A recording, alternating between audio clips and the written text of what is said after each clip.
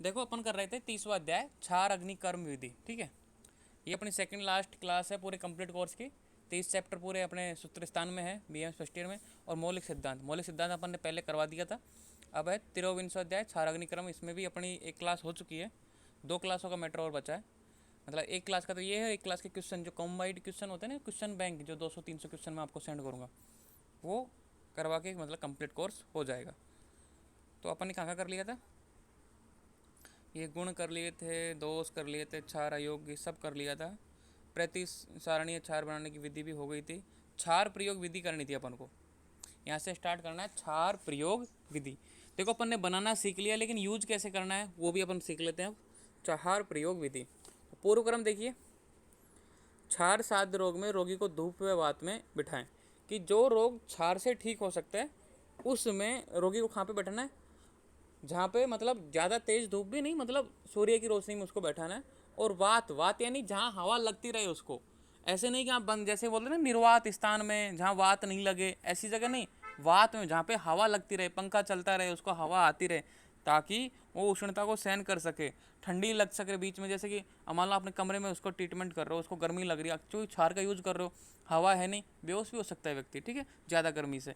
तो उसको हवा मतलब खुले में आराम से जहाँ पे हवा लगे खिड़कियों के आसपास, वहाँ पे उसका ट्रीटमेंट करना चाहिए।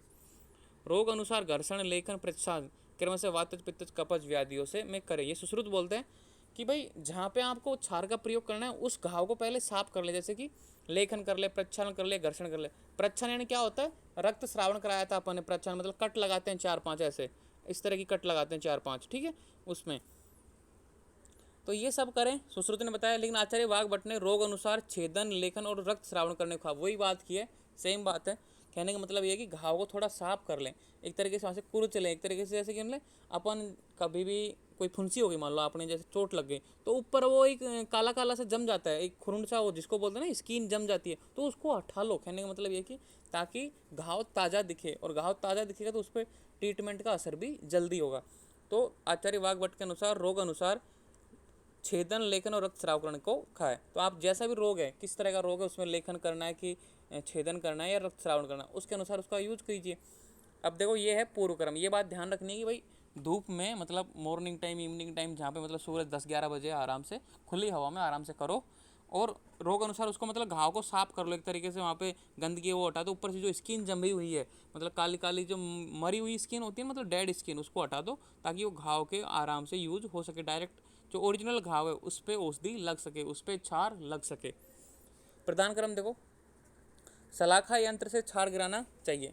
जैसे कि अपने घर में से सब्जी बनाते हैं, सब्जी में एक होती है ना चम्मच, चम्मच से अपन सब्जी निकालते हैं, वैसे एक सलाखा यंत्र बता रहा है कि सलाखा यंत्र से क्षार गिराएं। सलाखा को प्लोत प्रावत ढककर क्षार गिराएं। कहने का मतलब ये है कि भाई सलाखा क्या होती है, कलछी समान। कलछी क्या होती है आपको पता है ना, कलछी अपन जैसे चम्मच, एक तरह की चम्मच मान लो, जैसे बड़ी कलछी एक चम्मच समान ही होता है, जो मुड़ा हुआ होता है, ऐसे इस तरह का ऐसा होता है, देखो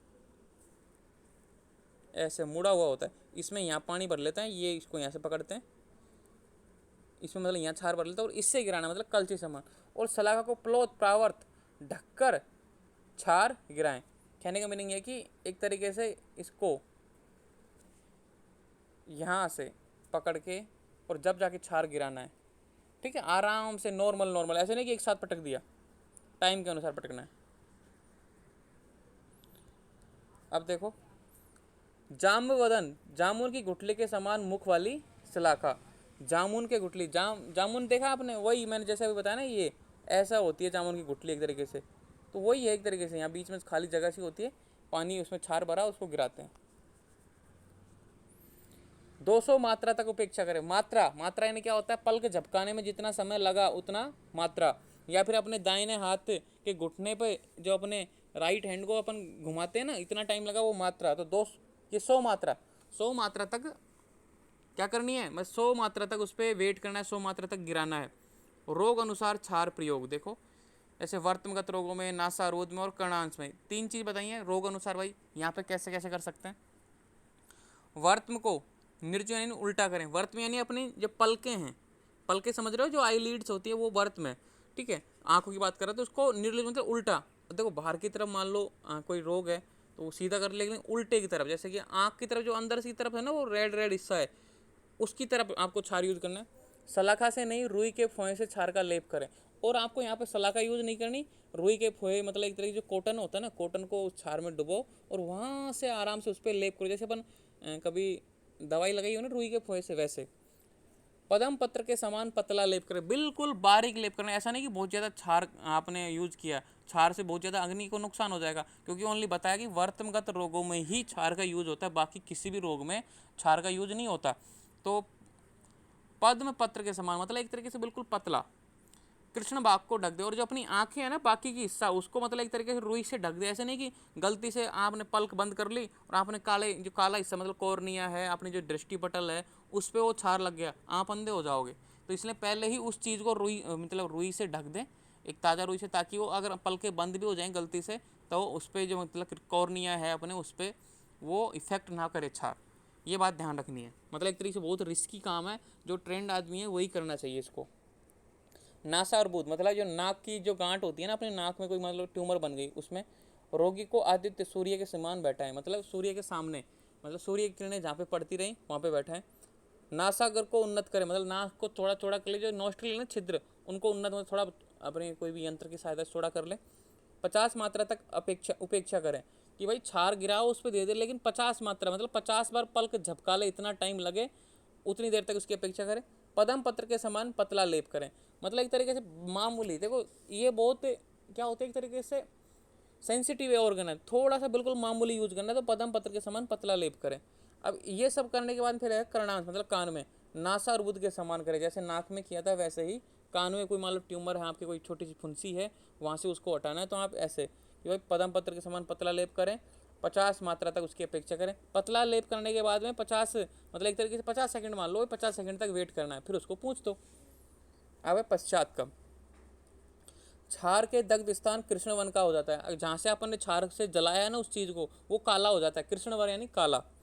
जले हुए स्थान का प्रेमार्जन करें, फिर प्रेमार्जन करें, कि भाई जले हुए स्थान का प्रेमार्जन मतलब चेक करें ठीक ठाक है कि नहीं। फिर घृत और मुलेठी का लेप करें, घी और मुलेठी, मुलेठी क्या होती है, एक तरीके से औषधि है, उसको ये मतलब घिस लेते हैं इसको, एक मतलब अपने पत्थर पे घिस लिया, इसका मतलब एक पेस्ट सा बना लिया, उस पर घी मिला लो, उसका फिर लेप करना है जहाँ पे अपन ने जलाई थी, जैसे कोई ट्यूमर है अपनी नाक में, वहाँ पे अपन ने उसको छार पटका, 50 मात्रा तक उसकी वेट किया, फिर उसको साफ कर लिया, मतलब एक प्रमादन कर लिया, मतलब उसकी साफ सफाई कर ली।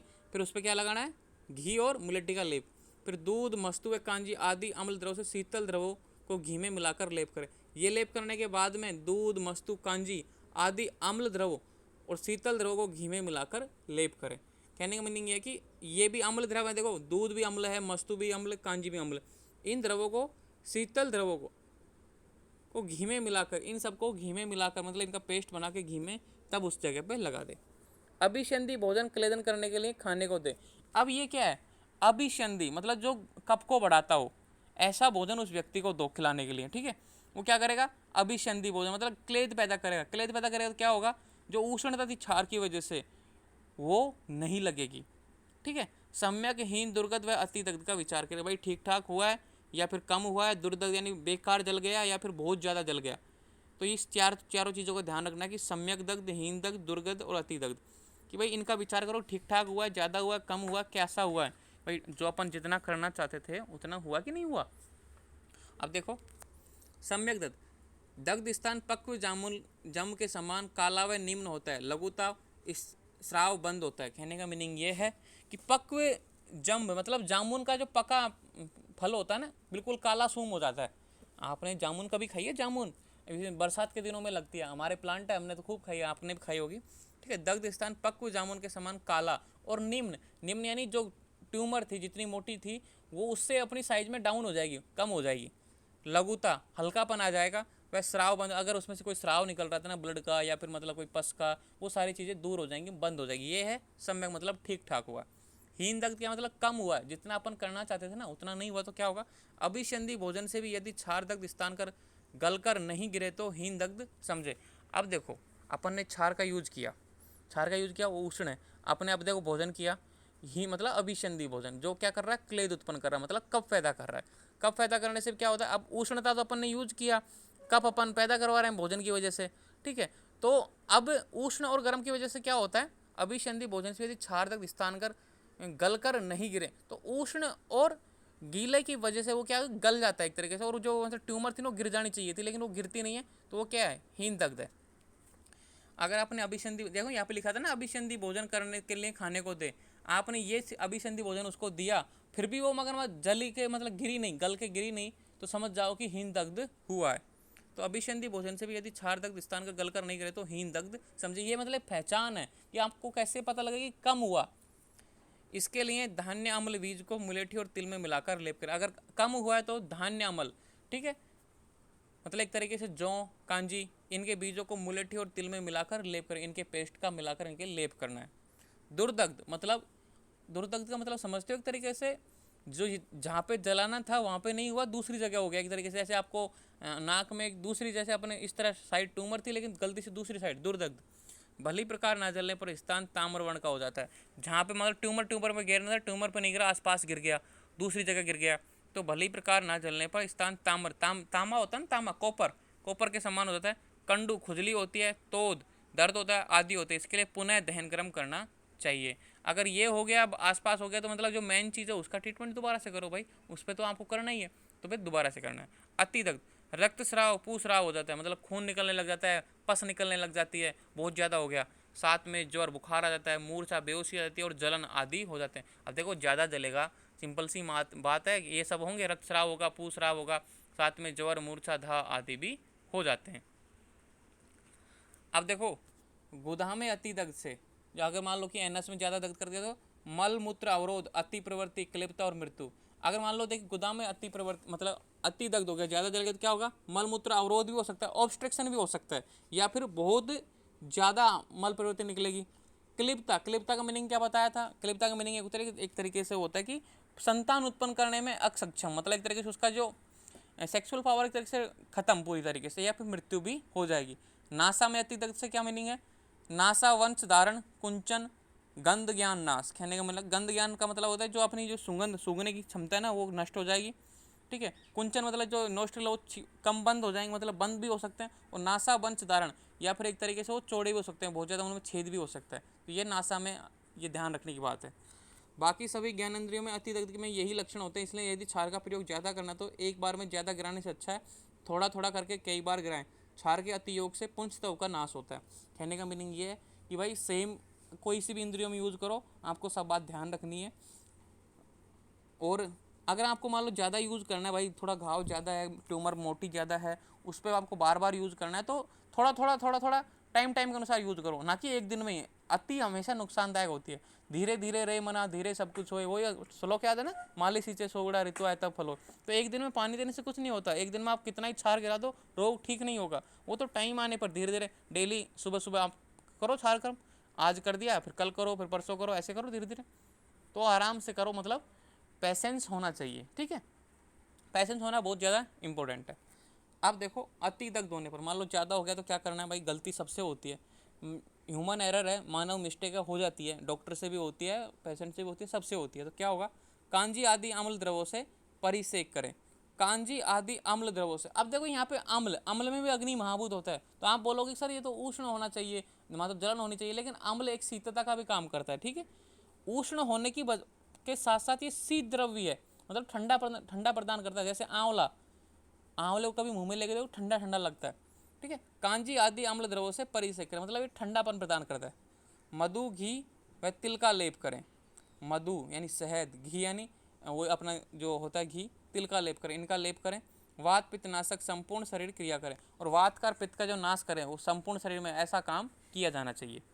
अम्ल द्रव क्षार की तीव्रता शांत करते हैं, क्योंकि अब देखो आपने बता दिया ना, यहाँ पे आ गया, आप बोलते हो ना कि सर अम्ल में तो अग्नि महाभूत होता है, आपका क्वेश्चन आना चाहिए था ये कि अग्नि महाभूत होता है, क्यों अपन अम्ल महाद्रव का क्यों यूज कर रहे हैं, तो अब आंसर मिल जाएगा आपको।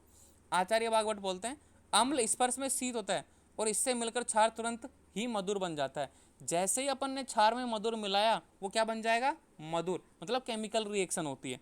आचार्य सुश्रुत अनुसार देखो, क्षार में अम्ल रस को छोड़कर सभी पांचों रस रहते हैं, और अपन ने पहले ही बता दिया कि जो क्षार जब बनाती समय कि उसमें अम्ल रस नहीं होता, बाकी सारे रस होते हैं, मधुर होता है, लवण होता है, कटु होता है, तिक्त होता है, कसाय होता है, अम्ल नहीं होता बस क्षार में। तो कटु रस प्रधान था भाई, लवण रस प्रधान है कौन, क्षार। अम्ल द्रवों से मिलने पर क्षार अपनी तीक्ष्ण लवण रस गुण त्याग कर अति मधुरता को मतलब ऐसी केमिकल रिएक्शन होती है, जैसे ही अपन क्षार में अम्ल मिलाएंगे तो बहुत ज़्यादा मीठा हो जाएगा, मतलब एक तरीके से शीतल हो जाएगा। जैसे आधुनिक विचार में देखो, क्षार पर अम्ल मिलाने से रासायनिक क्रिया होकर उदासीन द्रव बनता है, जिससे क्षार व अम्ल दोनों अपनी तीक्ष्णता व दाहकता त्यागते हैं। एसिड प्लस बेस बराबर साल्ट प्लस वाटर। तो समझ में आया ना कि अम्ल का क्यों यूज कर रहे थे। आपका एक क्वेश्चन आना चाहिए था कि भाई अपन ने पढ़ा अम्ल द्रव में तो अग्नि महाभूत होता है, सर क्यों अब अग्नि महाभूत उष्णता पैदा नहीं करेगा क्या? लेकिन केमिकल रिएक्शन होने के बाद में जैसे ही अपन क्षार में अम्ल द्रव मिलाएंगे तो वो क्या हो जाता है, मधुर बन जाता है एक तरीके से। जैसे यहाँ पे बनाया ना कि acid plus base salt plus water, मतलब एक तरीके से वाटर जैसा रिएक्शन करता है, बिल्कुल नॉर्मल हो जाता है, ठंडा हो जाता है, इसलिए अम्ल द्रव का यूज करते हैं। तो हमेशा ये बात ध्यान रखना, कभी भी मतलब जल्दी किसी चीज़ में नहीं करनी है, ठीक है। यदि पानीय क्षार का, अब देखो ये तो था बाह्य प्रयोग में, जो प्रतिसारणीय क्षार मतलब जो बाहर ये यूज कर देते हैं, लेकिन पीने वाला जो अपन मतलब एकदम सेवन करते हैं उस क्षार का तो ये हो जाए तो क्या करें? लक्षण क्या होगा? जवर, भ्रम मतलब बुखार आएगा, चक्कर आएंगे, मोह नशा सा हो जाएगा, मूर्छा, बेहोशी, दाह, जलन हो जाएगी, तृष्णा, प्यास लगेगी, हृदय वेदना, हार्ट में पेन होगा और मृत्यु भी हो सकती है।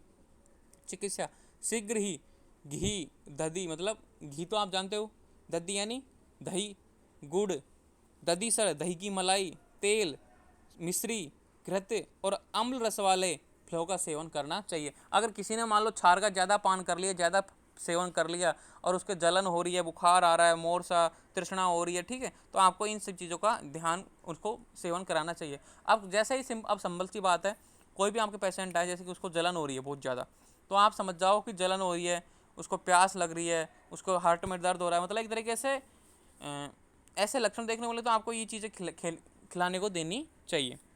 क्षार दग्ध से उत्पन्न वर्ण में रोपणार्थ श्रेष्ठ तिल, कलक, मुलेठी और घृत लेप करें। अगर मान लो कि क्षार से कोई व्यक्ति जल गया और मान लो घाव पैदा हो गया, वहाँ पे आपकी लापरवाही थी, आपने ध्यान नहीं दिया, प्रॉपर ट्रीटमेंट नहीं किया, आप ठीक करने गए थे किसी चीज़ को, लेकिन वहाँ पे एक नया घाव पैदा कर दिया आपने, तो वहाँ पे क्या चिकित्सा करोगे? वहाँ पे है कि तिल कल्क, तिल मतलब तिल के जो जो फल है, छोटे छोटे दाने होते हैं, उसको मतलब कूट लो, उसमें मुलेठी मिला लो और उसमें घी मिला लो, इनका लेप लगाओ वहाँ पे, ये सबसे बेस्ट चिकित्सा है। और क्षार दग्ध पर हमेशा क्लेद हमेशा विद्यमान रहे, इस हेतु अभिसंधि पदार्थों का भोजन क्षार दग्ध पुरुष को कराना चाहिए, क्योंकि वो सूखे ना। और हमेशा अगर कोई मतलब जलन हो गई, क्षार दग्ध हो गया, तो उस व्यक्ति को हमेशा अभिसंधि भोजन जो कफ को बढ़ाए ऐसा भोजन उसको खिलाते रहना चाहिए। ये क्या हो गए? क्षार के पश्चात कम हो गए, एक तरीके से क्षार का सेवन विधि हो गई।